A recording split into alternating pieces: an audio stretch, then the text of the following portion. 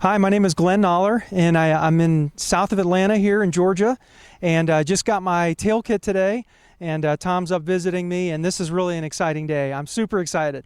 So we actually got to put some rivets in on the elevator here. I'm holding one of the elevators that I've got, and I've been researching the Excalibur since 2013, and what I really loved about it was that it was just a quality made airplane that's a two-seater. That was really important to me, and also just a great price. And when you look at all the features and you look at everything, it was hard to beat. So I kept coming back thinking I really want to get this one day, and just kept coming back to it. And here it is, 2019, and I got the wings and tail kit. So I'm really excited, super ready to work on this thing.